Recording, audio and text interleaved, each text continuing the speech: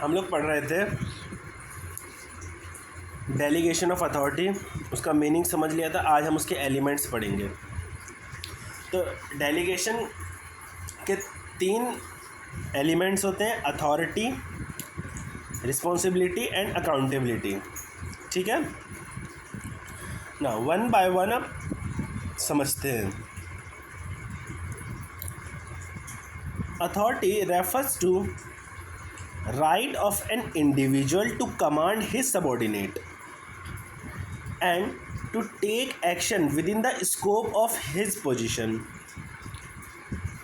We say authority refers to right to take decision independently due to your managerial position. Tell people what to do and expect them to do it. Authority arise from scalar chain which link various job position and level of organization. Authority is highest at top level and flow from top to bottom. Now, authority का simple मतलब है order देना और decision लेने का हक, means right. ये मैं अपनी लैंग्वेज समझा रहा हूँ, समझो। अथॉरिटी का सिंपल मतलब है ऑर्डर देने का और डिसीजन लेने का राइट। ये राइट आपको आपकी मैनेजरियल पोजीशन से मिलता है ताकि आप लोगों को बता सको कि क्या करना है और उनसे काम आप करवा सको। ठीक है, ये ठीक है। फिर से कि भाई सिंपल कि अथॉरिटी का मतलब ऑर्डर देने और डिसीजन लेने का राइट। ठीक है, यहाँ पे है ना, कमांड एंड टेक एक्शन का क्या है, एक राइट है। तो अथॉरिटी क्या एक राइट है जिसके अंदर आप ऑर्डर दोगे और डिसीजन लेने का राइट आपके पास है। ये राइट आपको मैनेजरियल पोजीशन से मिलती है। ठीक है, कह रहा है अथॉरिटी का जो राइट है ये आपको आपकी मैनेजरियल पोजीशन की वजह से मिलती है। ठीक है, ताकि आप क्या कर सको, बता सको क्या करना है और उनसे काम आप करवा सको लोगों से। ठीक है, और इजी वे में समझो। राइट हमने इसमें कितनी बार पढ़ा, राइट 1 2। ठीक है, राइट की बात कर रहा है, ये हक है। सबॉर्डिनेट्स को कमांड देना और डिसीजन लेना, ये क्या है, एक राइट है अथॉरिटी के अंदर। समझे आप लोग भाई, सबॉर्डिनेट को कमांड देना और डिसीजंस को लेना, ये क्या है, ये एक तरह का राइट मिलता है। ठीक है, नाउ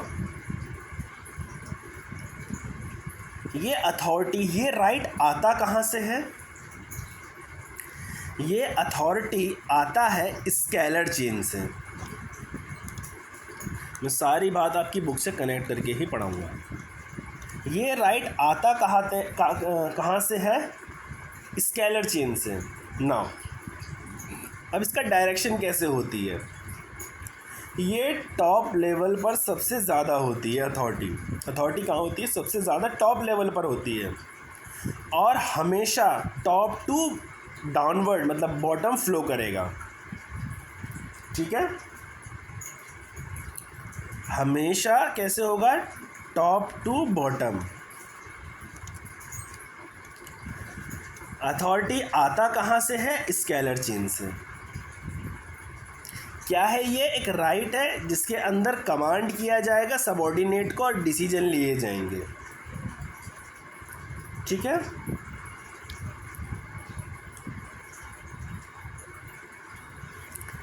समझ आया?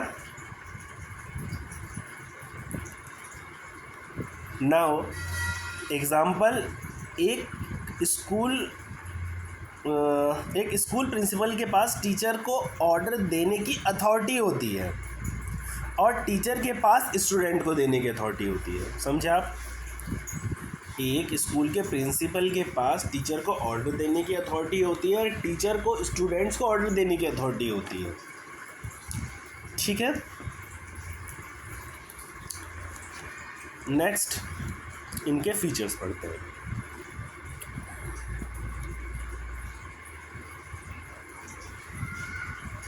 कह रहा in formal organization authority arise and originate from an individual position and the extent of authority is highest at top level management.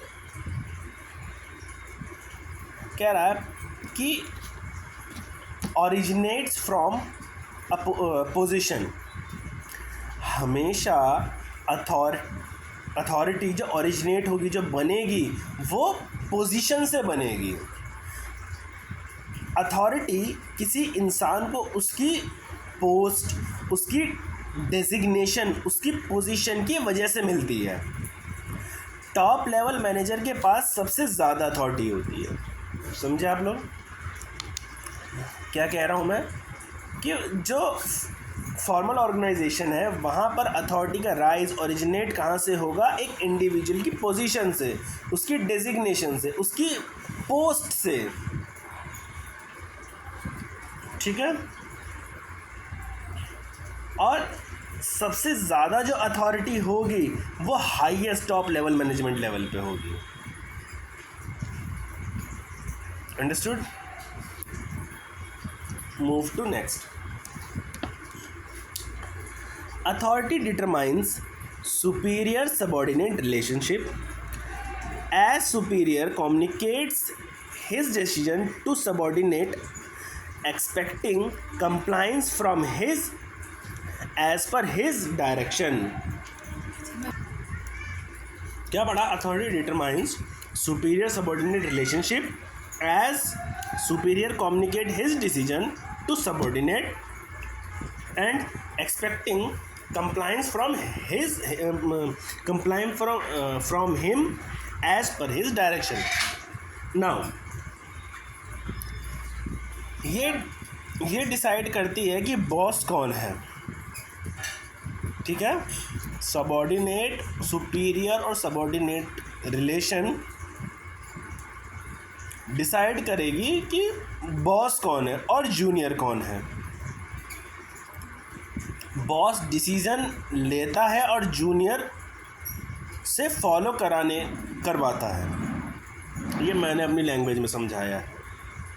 ठीक है, क्या कह रहा है इस पॉइंट में? कि भाई सुपीरियर सबऑर्डिनेट का रिलेशन जो है वो ये डिसाइड करता है कि बॉस कौन है, जूनियर कौन है। बॉस डिसीजन लेता है और जूनियर जो है उसे फॉलो करता है, और यही हम एक्सपेक्ट भी करते हैं। ठीक है, नाउ अब हम अगर बुक की लैंग्वेज में आए तो सेम चीज़ है जो मैं बता रहा हूँ। अथॉरिटी डिटरमाइन करेगी एक सुपीरियर और सबऑर्डिनेट का रिलेशनशिप। सुपीरियर कम्युनिकेट्स करेगा उसका डिसीजन सबऑर्डिनेट से और एक्सपेक्ट करेगा, उम्मीद लगाएगा सबऑर्डिनेट से कि जो उसने डायरेक्शन दी है उसका कंप्लायंस हो, उन्हें पूरा करा जाए। ठीक है बेटा, next. Authority is restricted by law and rules and regulation of the organization. Now restricted by rules and regulation, authority में अक्सर लिमिट्स होती हैं, इसलिए उसने वर्ड यूज़ करा है रिस्ट्रिक्टेड। ठीक है, तो अथॉरिटी में अक्सर लिमिट होती हैं। आप कंपनी के रूल्स और कंट्री के लॉज के बाहर जाकर ऑर्डर नहीं दोगे। समझे? जो अथॉरिटी है वो रिस्ट्रिक्टेड लेती है हमेशा देश का कानून और रूल और रेगुलेशन ऑफ मेरी कंपनी का रूल्स एंड रेगुलेशन। समझना इस बात को बेटा। लॉ तो हो गया जो मेरे कंट्री का लॉ है, और रूल्स एंड रेगुलेशन हो गया जो मेरी ऑर्गेनाइजेशन का है। उससे अथॉरिटी क्या कहता है? रिस्ट्रिक्टेड रहता है, limited to law which is by country, limited to rules and regulation which is by organisation. समझे?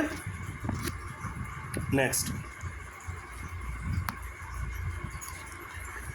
Authority arises from scalar chain which links various job position. ये हम ऊपर भी पढ़ के आए हैं। इंटरप्राइज के सिस्टमैटिक चेन ऑफ कमांड से अथॉरिटी बनती है। सिस्टमैटिक चेन ऑफ कमांड क्या? स्केलर चेन क्या होता है? वही टॉप, लेवल, मिडल। समझे आप? तो जो अथॉरिटी है वो हमेशा राइज कहाँ से होगी? स्केलर चेन से। ठीक है। नेक्स्ट, इसमें इतना दम नहीं था। Authority flows downward from superior to subordinate.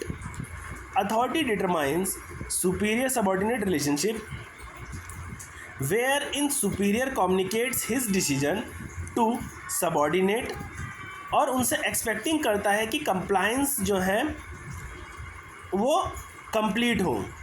ठीक है। And subordinate executes decision as per the जो गाइडलाइंस है सबॉर्डिनेट सुपीरियर की। ठीक है।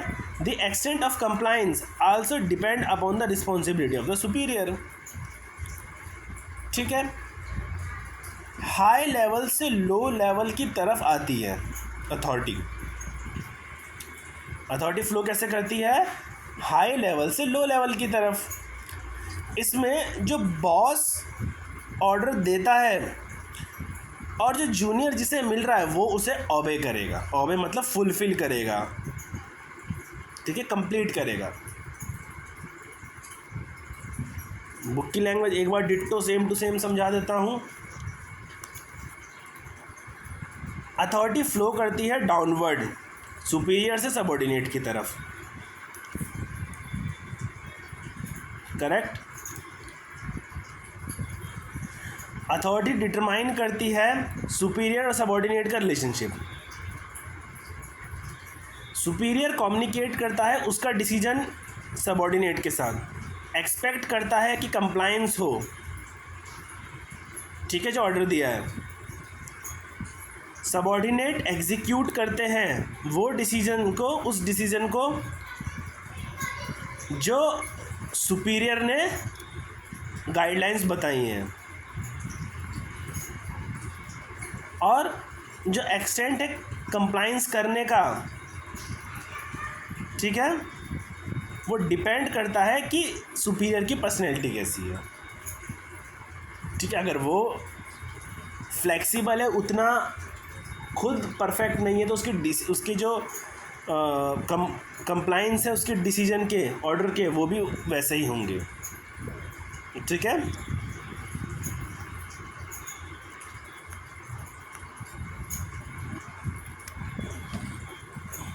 नाउ अब ये समझने वाले हैं, authority is equal to responsibility. Authority responsibility के बराबर आती है।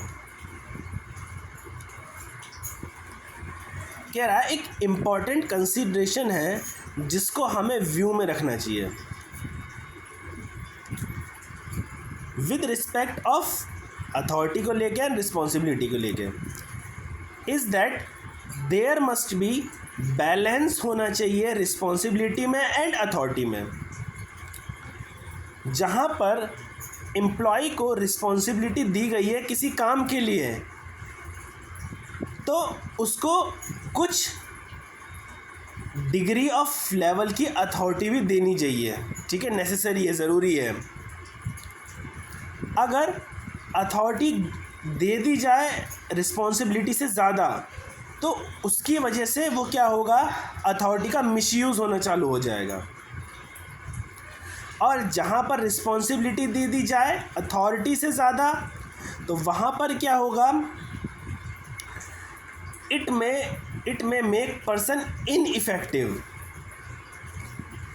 क्या होगा, पर्सन इनइफेक्टिव हो जाएगा और not able to complete his responsibility. समझे आप लोग?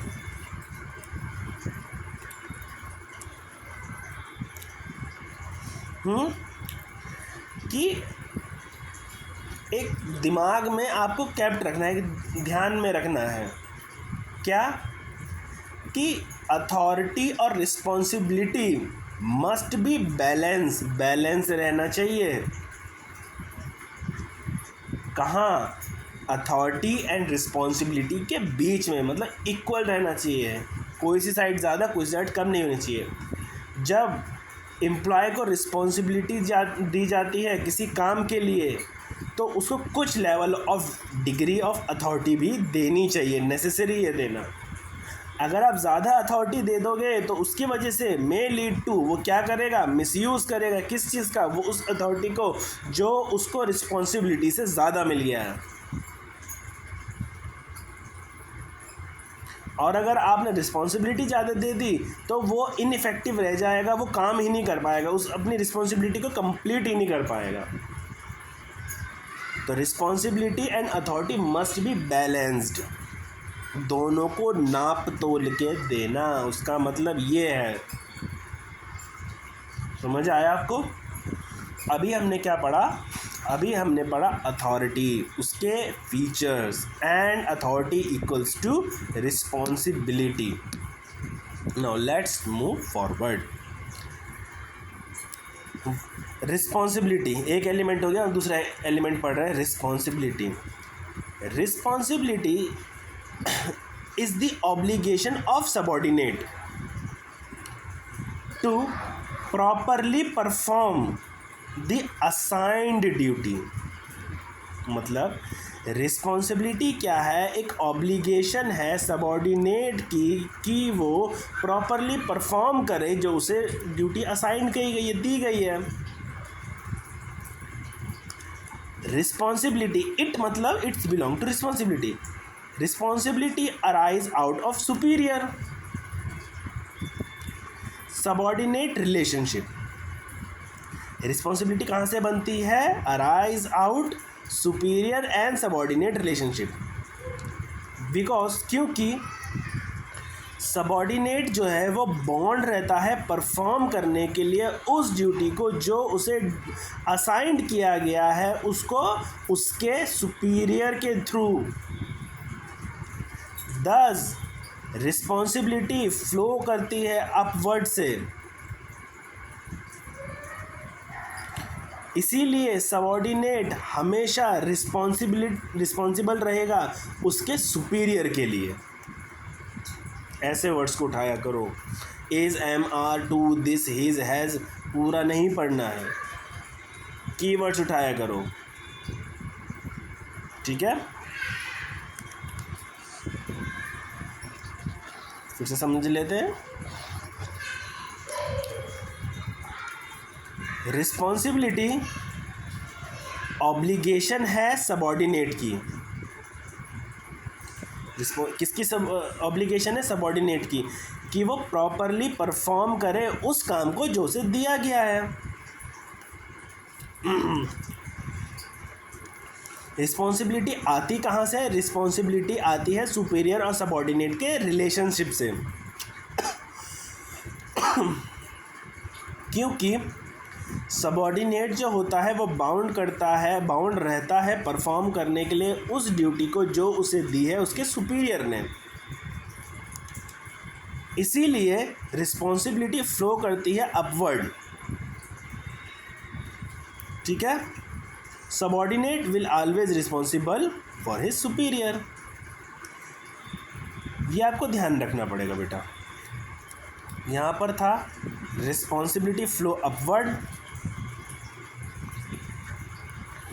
अथॉरिटी फ्लो डाउनवर्ड, ये बेटा आपको ध्यान रखना पड़ेगा, ठीक है। नाउ इनके फीचर ऑफ रिस्पॉन्सिबिलिटी ऑब्लिगेशन है सबॉर्डिनेट के लिए कि वो प्रॉपरली परफॉर्म करे असाइंड ड्यूटी को।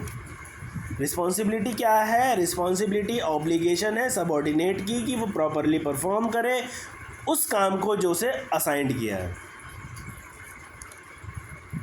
इट मीन्स रिस्पॉन्सिबिलिटी, कह रहा है रिस्पॉन्सिबिलिटी अराइज होती है सुपीरियर सबॉर्डिनेट के रिलेशनशिप की वजह से, क्योंकि सबॉर्डिनेट बाउंड होता है परफॉर्म करने के लिए उस ड्यूटी को जो उसे असाइंड किया है सुपीरियर ने। नेक्स्ट, रिस्पॉन्सिबिलिटी फ्लो करता है अपवर्ड, क्योंकि सबॉर्डिनेट हमेशा रिस्पॉन्सिबल रहता है उसके सुपीरियर के लिए। समझे? ओके, ये था हमारा रिस्पॉन्सिबिलिटी किसकी ऑब्लिगेशन है बेटा? सबॉर्डिनेट की। अराइज कहाँ से होगी? सुपीरियर सबॉर्डिनेट के रिलेशनशिप से। क्यों? क्योंकि सबॉर्डिनेट जो होता है वो बाउंड रहता है उस काम के लिए जो उसके सुपीरियर ने दिया है, इसीलिए रिस्पॉन्सिबिलिटी अपवर्ड होता है, क्योंकि सबॉर्डिनेट सबसे नीचे वाला वो रिस्पॉन्सिबल रहता है ऊपर वाले के लिए, इसीलिए हम कहते हैं अपवर्ड, रिस्पॉन्सिबल टुवर्ड्स अपवर्ड। ठीक है, समझे आप लोग?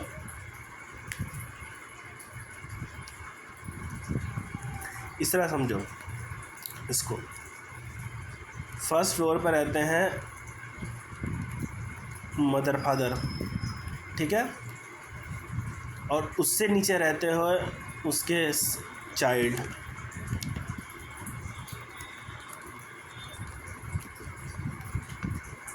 काम किसने दिया? इन लोगों ने एक रिस्पॉन्सिबिलिटी दी इसको। जब वो रिस्पॉन्सिबिलिटी हो जाएगी तो बताएंगे किसको? ऊपर वाले को ना। तो बस इसको बस ऐसे ध्यान रखना। रिस्पॉन्सिबिलिटी क्या दी जाती है ना, माँ बाप आपको कुछ रिस्पॉन्सिबिलिटी देते हैं ना, जब वो रिस्पॉन्सिबिलिटी पूरी हो जाती है आप उन्हें बताते हो ना, इसलिए अपवर्ड रहती है। Next, accountability. To make sure that employee or subordinate perform their responsibility in their expected manner, the accountability is created. Accountability का मतलब होता है बेटा जवाबदेही, जिम्मेदारी। हमने रिस्पॉन्सिबिलिटी पढ़ा, सबसे पहले अथॉरिटी, भैया कुछ ताकत भी दो, रिस्पॉन्सिबिलिटी जिम्मेदारी दो, अकाउंटेबिलिटी जवाबदेही।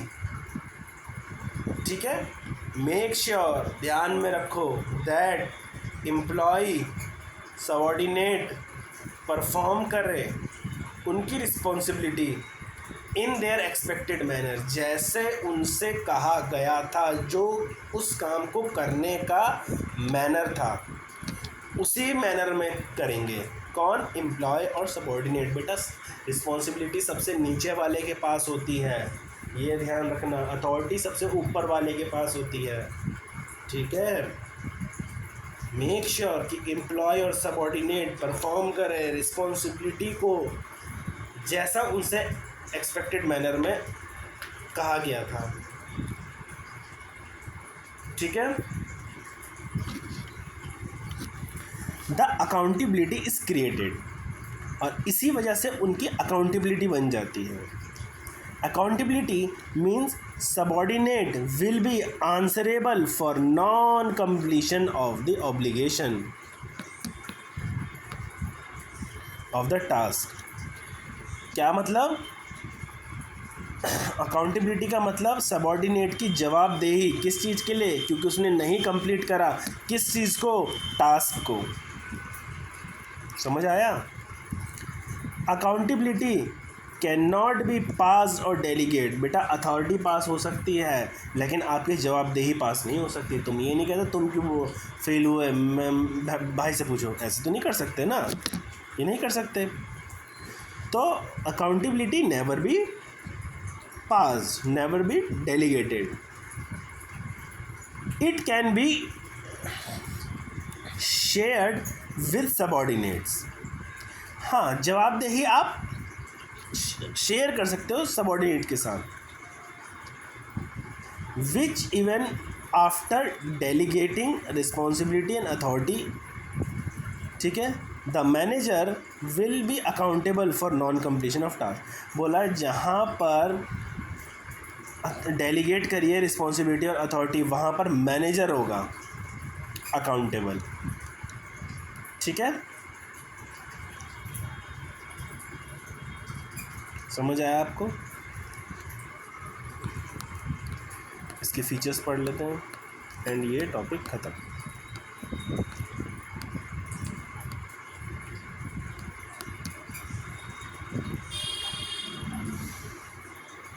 Now features.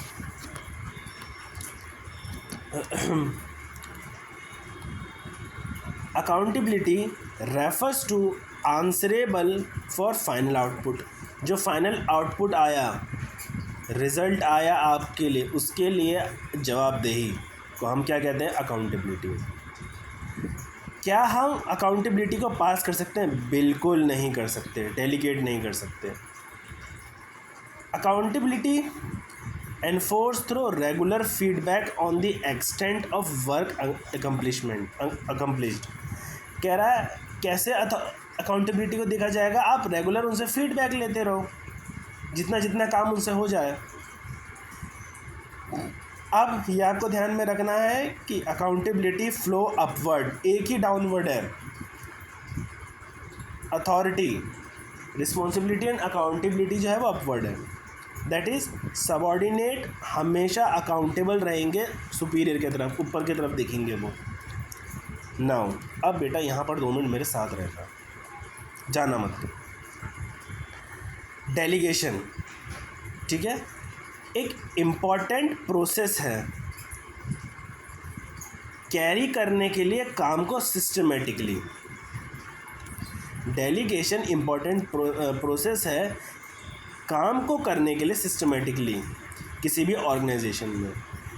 लेकिन delegation not process of abdication, which means accountability is absolute. Now abdication का मतलब होता है